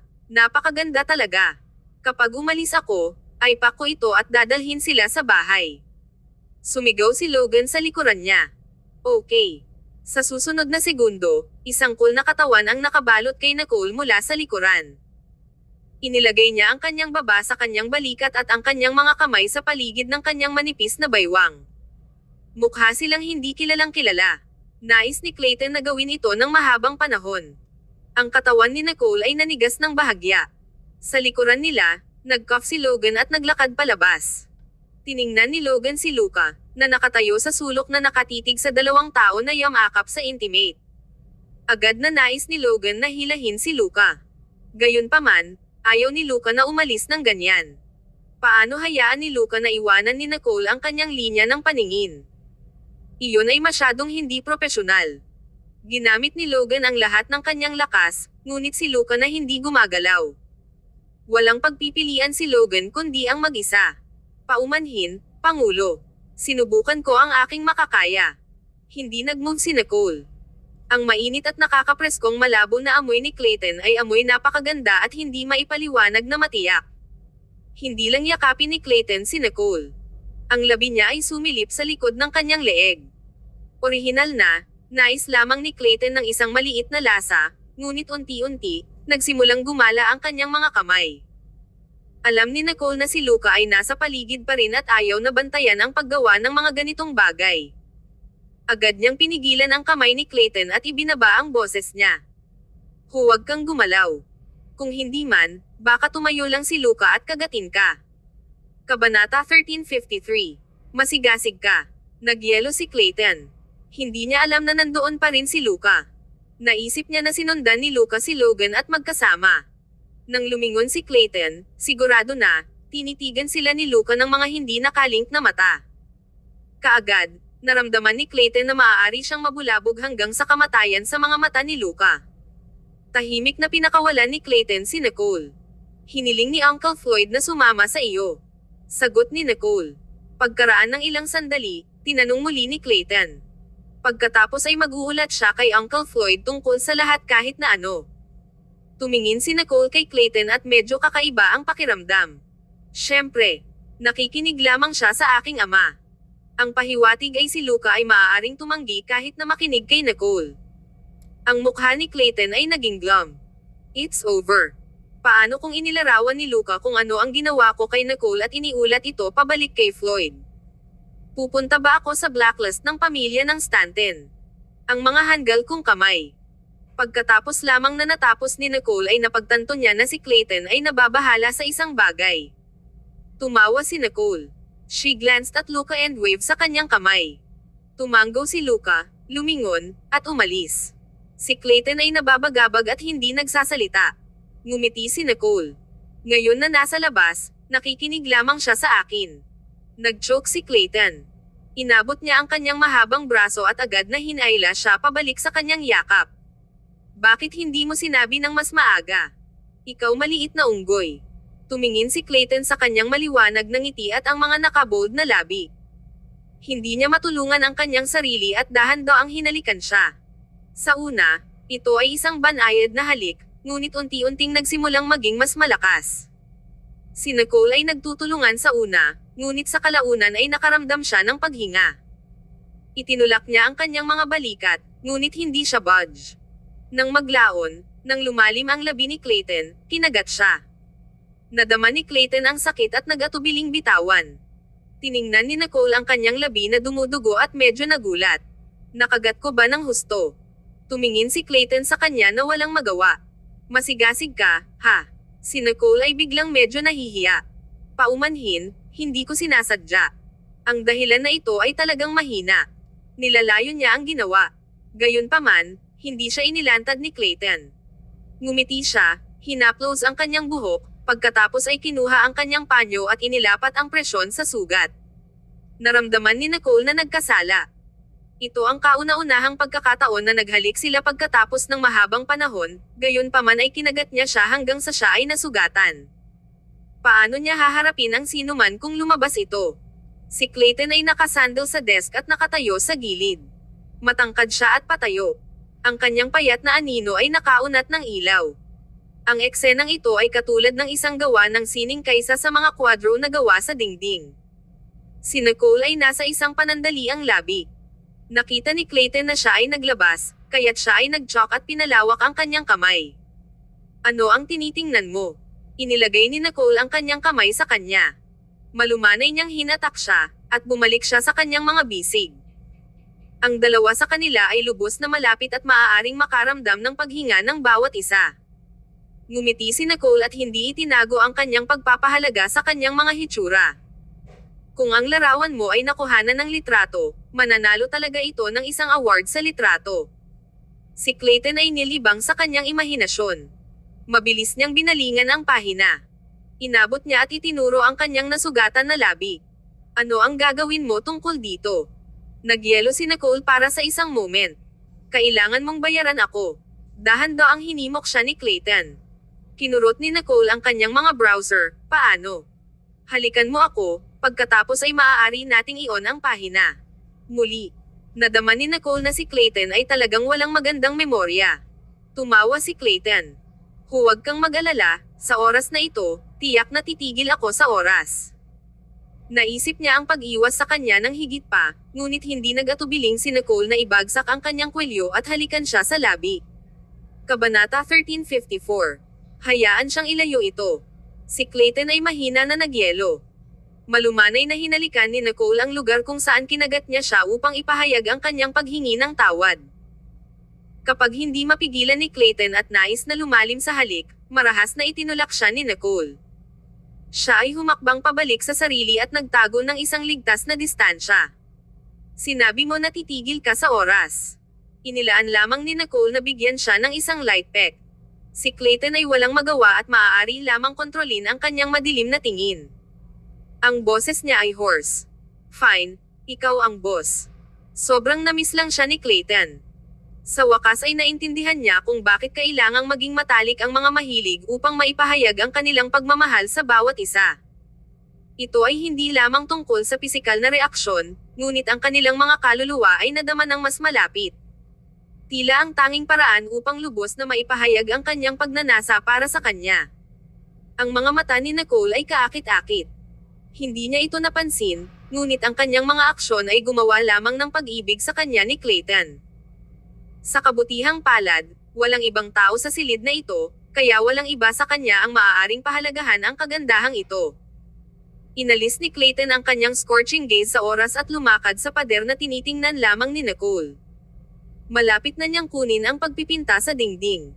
Dahil nagustuhan ito ni Nicole, natural na ibabalik niya ito. First ni Nicole ang labi. Bigla siyang naisip ng isang bagay at tumingin sa kanya ng isang ngiti. Hindi ka ba nagulat na dumating ako ngayon? Tumawa si Clayton nang walang magawa. Nang tumawag ka sa huling oras, hindi mo ba sinabi sa akin na pupunta ka? First ni Nicole ang labi. Hindi ko sinabi sa iyo kung kailan darating. Paano mo ito nahulaan? Tahimik si Clayton at nagsalita. Mula sa oras na sinimulan mong kolektahin ang mga namamahagi mula sa mga taong iyon, alam kong mangyayari ito. Si Nicole ay hindi sinasadya na itinaas ang kanyang mga mata upang tumingin sa kanya. Ang kanyang likuran ay payat, at ang mga linya ng kalamnan sa kanyang mga braso ay makinis at kaakit-akit. Ang kanyang mga paggalaw ay masalimuot. Ang iyong mga tao ay kabilang sa mga shareholders. Ngumiti si Clayton. Hindi talaga. Mayroong ilang mga tao na hindi nasisiyahan kay Isaac at nais na magkaisa sa akin upang sakupin ang kapangyarihan. Tumanggaw si Nicole. Hindi nakakagulat. Akala niya talaga ang kanyang plano ay walang tahi at hindi inaasahan na malaman ni Clayton tungkol dito. Maaasahan na ba ang vice-presidente ngayon? Sinabi ni Clayton, mayroon siyang 11% ng mga namamahagi sa kanyang pangalan. Hindi niya ibinebenta ang lahat sa iyo, di ba? Tumingin ulit siya sa kanya at nagtanong. Tumanggaw si Nicole.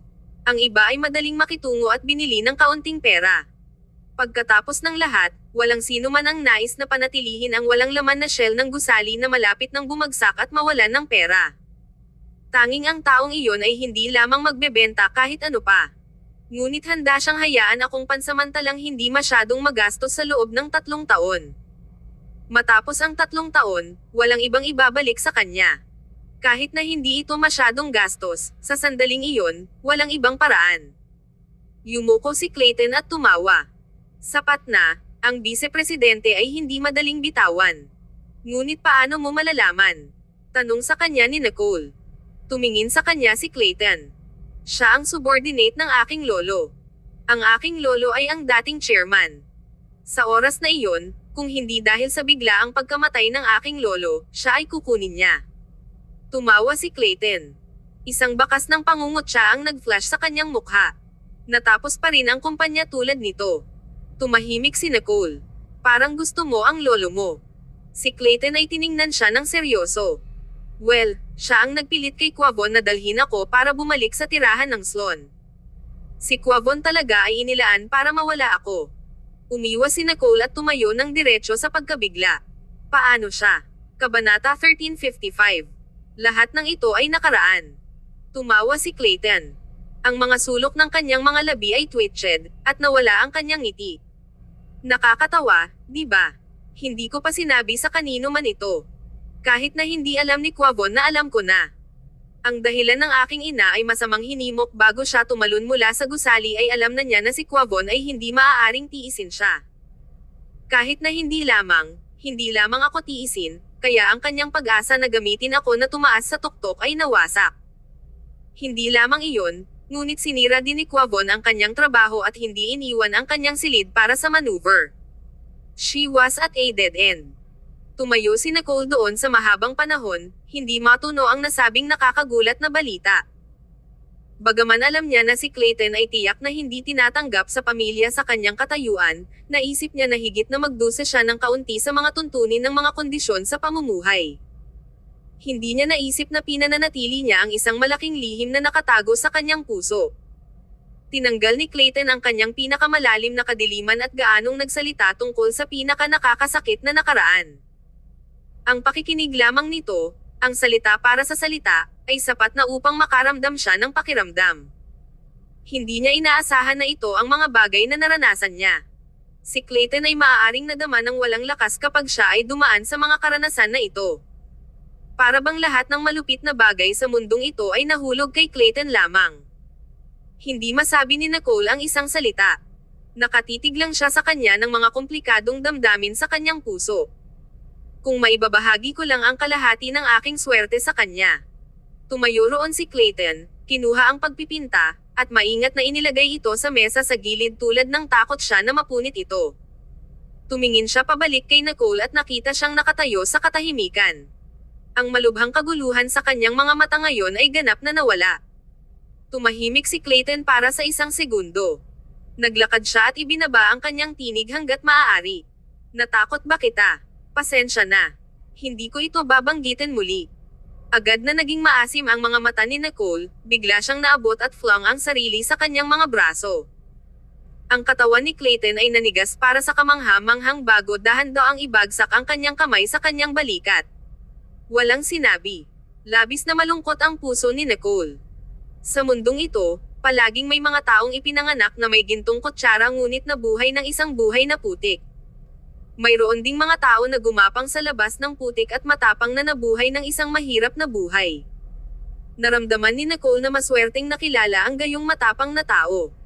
Pagkaraan ng mahabang panahon, tahimik na inilagay ni Clayton ang kanyang kamay sa kanyang ulo. Okay lang. Lahat ay nakaraan. Nilabanan ni Nicole ang kanyang paghihimok na umiyak ng malakas. Gayunpaman, ang kanyang tinig ay medyo malabo habang siya ay nag-choke. Ang narinig ko ay ganap na naiiba. Nagsalita sila na parang pinatay mo ang iyong ina at nasaktan ang iyong ama. Paano sila makikipag-usap? Paano nagtitiyaga si Clayton araw-araw sa gayong kasinungalingan? Paano matatawa ito ni Clayton at hindi ito maibibigay sa puso kapag narinig niya ang tungkol sa mga maling akusasyong ito? Ito ay lamang na siya ay sanay na sa pagdinig. Ang puso ni Nicole ay nasasaktan tulad ng ito ay tinusok ng mga karayom. Ang siksik na sakit ay sumulong at hindi niya maiisip ang tungkol dito. Kahit na, si Clayton sa harap niya ay hindi kailanman napupuot sa sinuman, hinaya niya ang mundo. Tahimik na hinampas ni Clayton ang kanyang buhok na parang nakapapawi siya sa kanyang nabalisa na emosyon. Okay lang. Mas marami silang sinasabi, mas ligtas ako. By the way, everyone believes that I'm the kind of person they say I am, my existence will no longer be a threat to them. Iyon ang dahilan kung bakit, matapos mamatay si Liam at ikinasal ni Clayton ang ina ni Michael, hindi sinubukan ni Isaac na patayin siya. Ito ay dahil, sa oras na iyon, ang reputasyon ni Clayton ay hindi kilalang kilala at napuno ng mga iskandalo. Hindi maihahambing ni Clayton kay Isaac, na ang mga ugat ay maayos na naitatag. Kay Isaac, si Clayton ay hindi nabanta. Kabanata 1356. Turns out ito ay isang sorpresa. Makalipas ang ilang sandali, unti-unting pinahintulutan ni Nicole ang kanyang emosyon, ngunit ang kanyang mga mata ay medyo pula pa rin. Si Clayton ay nakabagbag puso habang pinunasan niya ang mga sulok ng kanyang mga mata. Inabot niya upang kuskusin ang kanyang mga earlobes at nagbuntong hininga. Well, may sorpresa ako para sa iyo. Tumingin si Nicole sa kanya, dumbfounded. Kinuha ni Clayton ang isang dokumento mula sa bag sa gilid. Binuksan ito ni Nicole at nagyelo. Hindi ba ito ang 20% ng mga namamahagi na inilipat sa iyo ni Ginang Sloan? Tumango si Clayton at ngumiti. Tumingin sa ilalim. Si Nicole ay sumulyap. Bigla, lumalim ang kanyang tingin. Gusto mong hawakan ko para sa iyo. Curled ni Clayton ang kanyang mga labi habang siya sized up Nicole.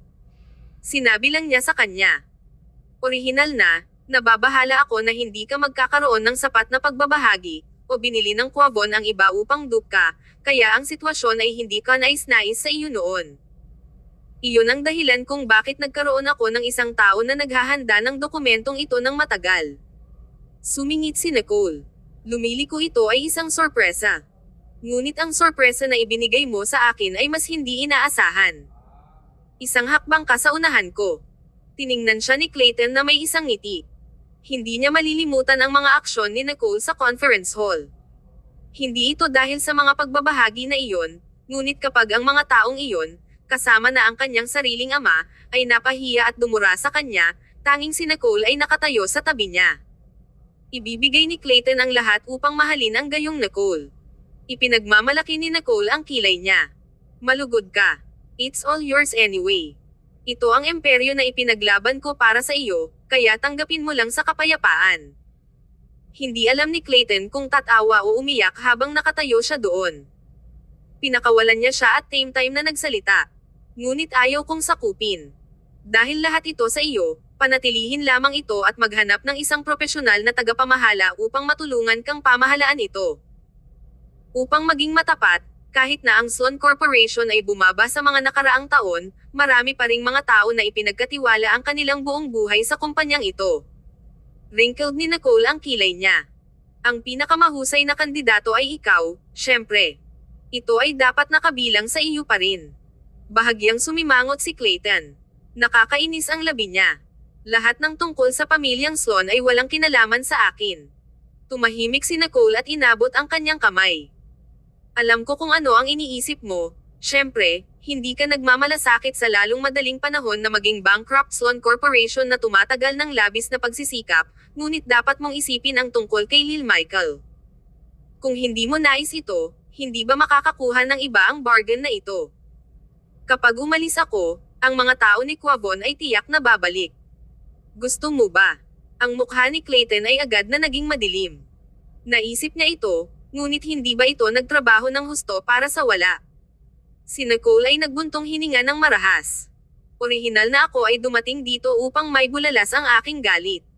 Gustong-gusto ko ang pagdaragdag ng insulto sa pinsala, ngunit hindi ko talaga gusto ang paglilinis ng mga gulo. Alam mo, ang aking pamilya ay naghihintay pa rin sa akin na gumawa ng isang kapalaran.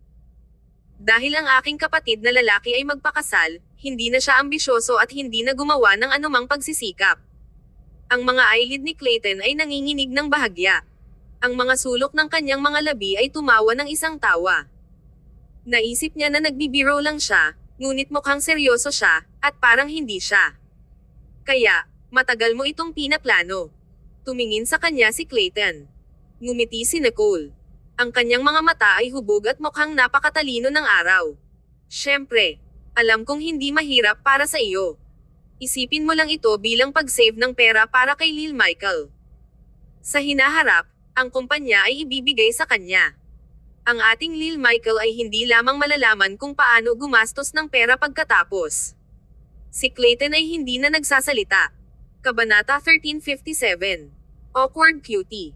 Pinlano ito ni Nicole ng maayos, ngunit si Clayton ay nakakuha ng ganitong problema.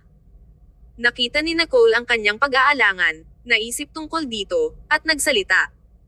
Bueno, hindi kinakailangan na gawin ang Sloan Corporation na mahusay, sapat na upang makarating. Sa katunayan, naisip ko ang maraming mga paraan.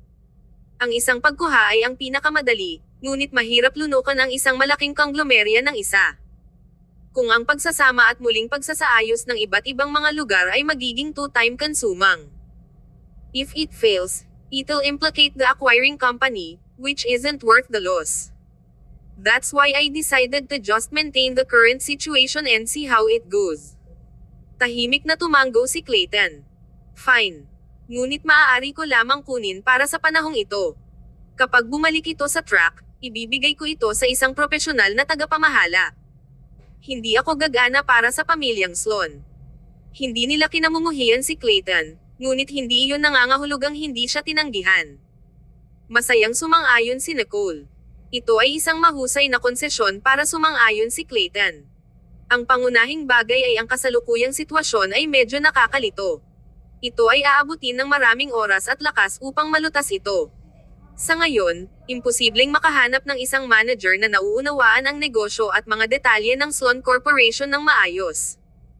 Sa mga darating na araw, si Nicole ay mas nakaka-relax at hindi kailangang itago ang kanyang itineraryo. Ngayon na ang mga aksyon ni Quavon ay pinigilan, ang lahat ay maaaring maging mas madali sa kaligtasan ni Nicole. Hindi na bumalik si Nicole sa kanyang salita at itinulak ang lahat ng mga bagay ng Sloan Corporation sa mga balikat ni Clayton. Si Clayton ay walang pagpipilian kundi ang dalhin ito ng paisa-isa.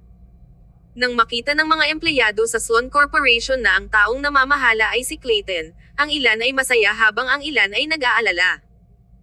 Ang ilang mga tao ay nag-aalala na ang alon na ito ay isang mababaw na pagbabago lamang, kaya ang krisis ng Sloan Corporation ay hindi talaga malulutas sa ugat. Ang ilang mga tao ay nakakaalam ng pagkakakilanlan ni Clayton, na siya at ang pamilyang Sloan ay hindi nagkakasundo, kaya hindi na siya babalik sa dating daan. Sa sandaling ipinagpalagay ni Clayton ang kanyang posisyon, ang natitirang pamilya ng Sloan ay nagsimulang gumawa ng isang paglipat. Maraming mga tao ang namamatay upang matugunan siya at naglaro ng emosyonal na card upang si Clayton ay maaaring magpatuloy na maging backer nila.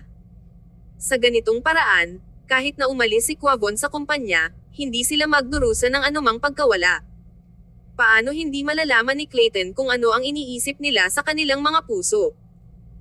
Hindi lamang siya tumanggi na makipagkita sa alinman sa kanila, ngunit nakuha rin niya ang vice-presidente upang ilista ang lahat ng walang silbi na mga pinuno ng gitna at senior management na isinulong at tinanggal ito ng lahat ng sabay-sabay. Ang hakbang na ito ay sumasabog at mangyayari sa lalong madaling panahon. Nais ni Clayton na gamitin ang pinakamaikling oras upang malutas ito, kaya magiging mahirap ito.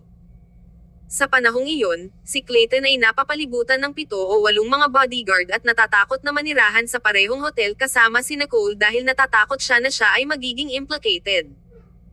Nagpunta si Nicole upang magsaya sa loob ng ilang araw, bumili ng ilang mga regalo para kina Yvette at Julie, at naging medyo homesick. Gayunpaman, hindi rin niya maiiwan ang Clayton na nag-iisa sa gulo na ito. Siya ay torn tungkol sa kung tatanungin kung maaari siyang umuwi. Nakita ni Clayton na si Nicole ay nasa isang pickle at tinanong siya kung nais niyang ibalik ng maaga ang mga kwadro na iyon. Nang tanungin niya, kumakain si Nicole ng tinapay na si Clayton lamang na inihurnong. Ang aroma ay labis. Ito ay halos tulad ng pagtuklas ng isang bagong mundo. Mas natikman ito kaysa sa tinapay na ginawa ni Ginoong Anderson. Kaya sa lalong madaling panahon. Bulong ni Nicole. Tiningnan siya ni Clayton na may nakangiting mga mata. Ang mga sulok ng kanyang mga labi ay hindi sinasadyang curled up. Malinaw na si Nicole, ngunit ayaw niyang aminin ito. Ang batang babae na ito ay tulad ng isang awkward maliit na cutie. Alam din ni Clayton na ito ay tungkol sa oras na umalis si Nicole dahil tinawag siya ni Grant kagabi. Hindi alam ni Clayton kung tinawag pa ni Grant si Nicole. Ang mga orihinal na salita ni Grant ay nag-aalala si Floyd tungkol sa kaligtasan ni Nicole at hindi natulog ng maayos sa loob ng maraming araw, kaya dapat hinikayat ni Clayton si Nicole na magmadali pabalik sa kanila. Kabanata 1358. Maaari niyang hawakan ito. Alam ni Clayton na matagal nang nanatili si Nicole dito. Kung hindi pa rin umalis si Nicole, pinaghihinalaan ng pamilyang Stanton na si Clayton ay may ang motibo nito. Sa napakahalagang punto na ito ng pagtatatag ng kanyang mabuting imahe, kinailangan ni Clayton na kumilos. Nang umalis si Nicole, nag-aatubili pa rin siyang umalis at yakapin ang braso ni Clayton sa paliparan. Sa kabutihang palad, sila ay nasa silid na naghihintay sa VIP, kaya walang maraming tao sa loob. Kung hindi man, ang eksenang ito ay talagang magiging isang malaking pagkabigla. Si Nicole ay palaging malinaw at malamig. Maganda siya at nagbigay ng distansya. Gayunpaman, siya ay labis na clingy at coquettish sa paliparan na sapat na upang maibagsak ang lahat ng mga naunang impresyon sa kanya. Si Nicole ay hindi na mataas at makapangyarihang diyosa o ang mayamang babae na naglaro ng damdamin ng mga kalalakihan sa kalooban. Si Logan ay nakaupo sa malayo sa kanila. Ang mas malayo, mas mabuti. Sa mga araw na ito, nakakita na siya ng sapat na PDA-4A habang buhay. Ang mukha ni Luca ay walang ekspresyon habang nakaupo siya sa likuran nila. Mahinahon siyang nanonood at hindi gumagalaw ng kalamnan. Sa wakas ay sumakay si Nicole sa eroplano. Nang nakasakay na siya, nagsimula siyang matulog. Nang nagkaroon ng kaguluhan, ang eroplano was bumpy, nagising si Nicole. Pagkatapos ay humingi siya ng isang tasa ng kape. Umupo si Logan sa tabi ni Nicole at sa wakas ay hindi maiwasang magtanong. Pangulo, mayroong isang bagay na nais kong tanungin, ngunit nandoon si Ginoong Sloan, kaya't nahihiya ako na magtanong. Sinulyapan siya ni Nicole. Ang boses niya ay malabo at kalmado. Ano ito? First ni Logan ang kanyang mga labi. Si Isaac ay paralisado at kasalukuyang nasa isang vegetative state, ngunit si Quavon. Hindi susuko si Quavon. Kung ang kanyang kapangyarihan ay hindi inalis, hindi natin masiguro na walang problema sa hinaharap. Nagtanong ako. Hindi siya makalabas. Ang tingin ni Nicole ay bahagyang malamig habang siya ay sumulyap sa kanya ng isang sulyap. Natatakot ka na si Clayton ay makakakuha ng malambot na puso. Hindi ko masabi kung malambot siya. Si Ginoong Sloan ay nahulog na kasama ni Quavon dahil sa iyo. Walang pag-aalinlangan tungkol dito. Ngunit sa pagtatapos ng araw, ang kanilang relasyon ay masyadong awkward, at walang nagsasabi kung ano ang susunod na move niya. Tumingin si Nicole sa makapal na ulap sa labas. Siya ay may malinaw na pag-iisip. Si Quavon ay nasa dulo ng kanyang lubad, at si Clayton ay hindi makakasama kay Quavon. Ang rift sa pagitan nila ay hindi kailanman maaaring mapawi. Hindi tinanong ni Nicole kung paano nais ni Clayton na harapin si Quavon, ngunit tiniyak niya. Hanggat ang Quavon ay kinokontrol ni Clayton, talagang imposible para sa Quavon na magkaroon ng isang pagkakataon na makapinsala sa kanya muli. Si Nicole ay hindi maipaliwanag ng madali. Hayaan mo na lang. Si Clayton ang mag-aalaga dito. Nawala ni Quavon ang Sloan Corporation, kaya ano pa ang maaasahan niya upang makagawa ng isang pagbalik? Malinaw at malamig ang tinig ni Nicole. Ang mga sulok ng kanyang mga labi ay may isang pahiwatig ng pangungutya. Uprooting was ang pinakamahusay. Napakaloko ni Quavon na ilagay ang lahat ng mga taya sa natalo na si Isaac. Kaya, dapat tanggapin ni Quavon ang pagkatalo na ito. Nakita ni Logan na alam ni Nicole kung ano ang ginagawa niya, kaya hindi na siya nababahala. Okay. Nag-aalala lang ako. Makakaya ito ni Ginoong Sloan. Ngumiti si Nicole at sinaksak ang kanyang mga mata. Pagkatapos ay ipinikit niya ang kanyang mga mata at bumalik sa pagtulog. Hindi nagsalita si Logan. Sa loob ng isang pribadong ospital sa Liberty. Lumabas si Clayton sa paliparan at dumiretso sa ospital.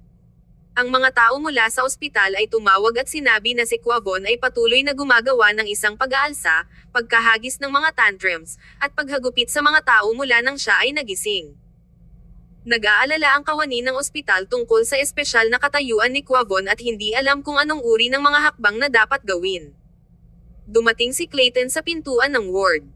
Naririnig niya si Quavon na sumisigaw ng mga sumpa mula sa loob. Wala na siyang pakialam sa poise. Kabanata 1359. Half-dead state. Si Clayton at Nicole ay sumali sa mga kamay upang saktan ako. Clayton, ingrate na iyon. Siya ay talagang anak ng isang aso. Kunin siya para sa akin. Dapat pumunta si Nicole sa kamatayan. Palabasin mo ako. Papatayin ko siya. Sa palagay mo ba na wala ako? Hindi ako mawawala. Ang Sloan Corporation ay maaari lamang maging akin. Sa akin lang yun. Si Clayton ay nagsindi ng isang sigarilyo sa labas at pinausok ang kalahati nito bago malumanay na itatapon ito at dinurog ito sa dulo ng kanyang sapatos.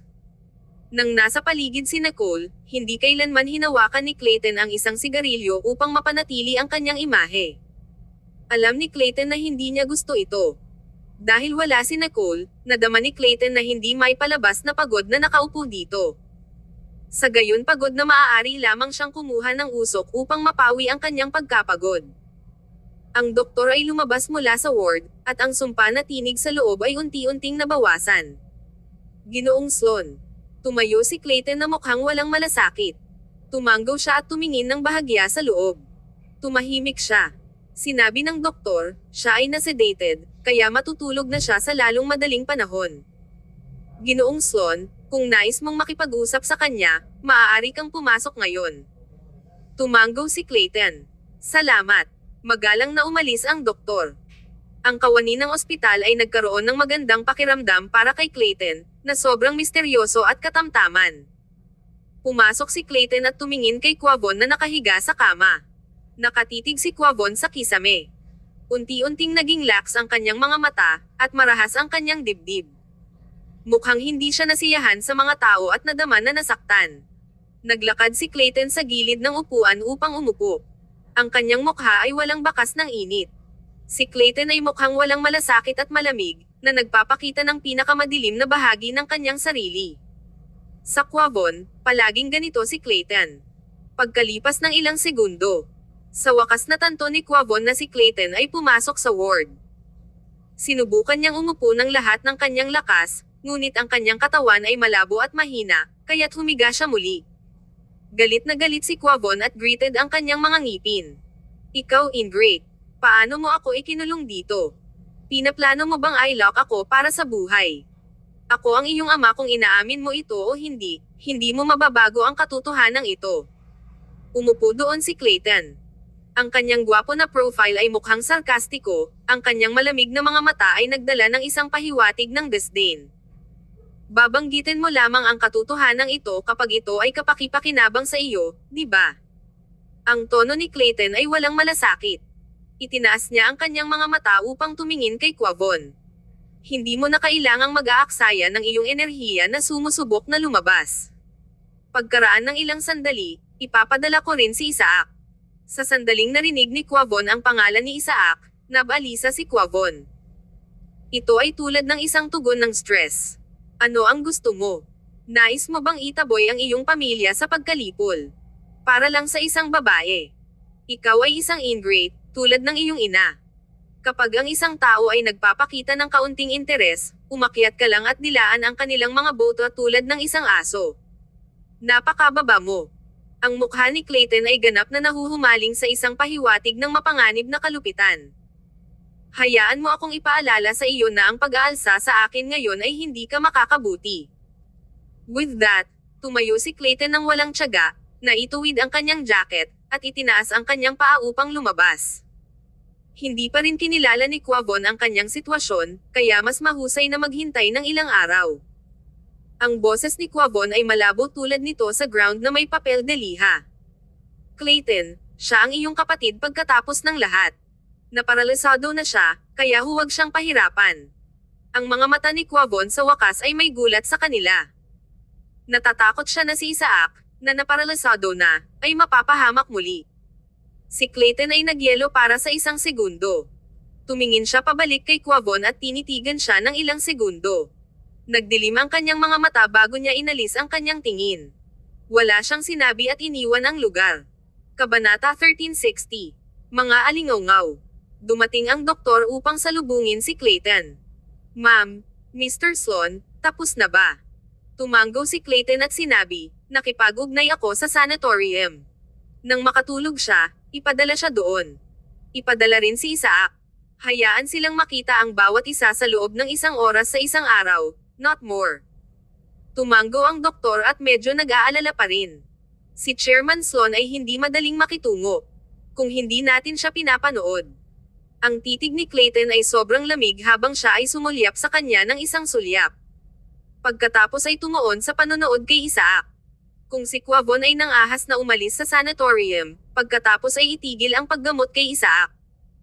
Paralisado si Isaac at sa isang vegetative state, kaya hindi siya makakain o uminom sa kanyang sarili. Kapag tumigil ang gamot, nangangahulugan ito na wala nang makatagpo sa buhay ni Isaac. Sa mas mababa sa isang araw, ang buhay ni Isaac ay nasa panganib. Naintindihan, sagot ng doktor. Itinaas ni Clayton ang kanyang mga paa at naglakad palabas. Ang katulong sa kotse ay napanood si Clayton na lumabas at sinimulan ang kotse upang kunin siya. Ginamit mo ang pinakamabilis na oras upang malutas ang problema sa Sloan Corporation upang bumalik lamang upang makita siya sa lalong madaling panahon. Hindi sumagot si Clayton ngunit hindi rin ito tinanggihan. Binago ng katulong ang paksa. Kumusta na si Quavon? Natatakot ako na hindi niya matatanggap ito, di ba? Mahinang itinaas ni Clayton ang kanyang mga mata at pursed ang kanyang mga labi. Hindi man lang siya maaaring mag-fend para sa kanyang sarili, ngunit hinihiling pa rin niya akong bigyan si Isaac a break dahil kapatid ko siya. Paano ang isang tulad niya ay naging bias kay Isaac? Bakit sa palagay mo ay mabuti lang siya kay Isaac? Ito ay isang bagay na nalito si Clayton. Nauunawaan na ang isang makamundong at makasariling ama na tulad ni Quavon ay hindi nagmamalasakit sa kanyang iligal na anak. Gayunpaman, hindi rin nagmamalasakit si Quavon sa kanyang lehitimong anak na si Liam. Nag-aalaga lamang si Quavon kay Isaac. Tumingin ang katulong kay Clayton at nag-cough. Sa mga araw na ito nang nakipag-ugnay ako sa mga matandang tao ng Sloan Corporation, narinig ko ang ilang mga alingawngaw. Itinaas ni Clayton ang kanyang mga mata upang tumingin sa kanya, na nilagdaan siya upang magsalita ng mas mabilis. Sinabi ng katulong, alam ng ina ni Isaac si Quavon bago siya magpakasal sa pamilyang Sloan. Siya ang unang pag-ibig ni Quavon. Sino ang nanganganib sa kanyang buhay upang manganak ang kanyang anak, kaya paano hindi niya mahalin ang batang iyon? Matapos ang katulong na magsalita, may mahabang katahimikan sa kotse. Nagtataka ang katulong kung may sinabi siyang mali. Umuwi si Nicole sa bahay at nagsimulang matulog dahil sa jet lag. Ang buong mansyon ng Stanton ay tahimik. Walang nangahas na gumawa ng kaguluhan. Nang umalis si Kai, sa Stanton Mansion ay mas tahimik na ginawa ng mga lingkod ang kanilang trabaho sa mas magaan na tinig. Nang magising si Nicole at tumingin sa bintana, madilim ang langit at may tuldok na mga bituin. Tumingin si Nicole sa oras at nakita na ito ay 9:00 ng gabi. Nakita niya ang isang hindi nakuha na tawag mula kay Clayton sa kanyang telepono. 2 beses na tumawag si Clayton at iniwan siyang mensahe sa isang app. Magkaroon ng isang mahusay na pahinga kapag nakauwi ka. Tumawag sa akin pabalik kapag nagising ka. Inisip ito ni Nicole at ibinalik ito ng diretso. Lumabas siya mula sa kama at hinawakan ang telepono, pagkatapos ay nagpunta upang buksan ang mga kurtina. Ang mga ilaw sa patio ay lahat ay naiilawan. Ito ay starry at maganda. Ngumiti si Nicole, at kinuha ang tawag. Nicole, gising ka na. Sumagot si Nicole nang may kaunting pag-iikot sa kanyang tinig. Ma'am, matutulog ka na ba?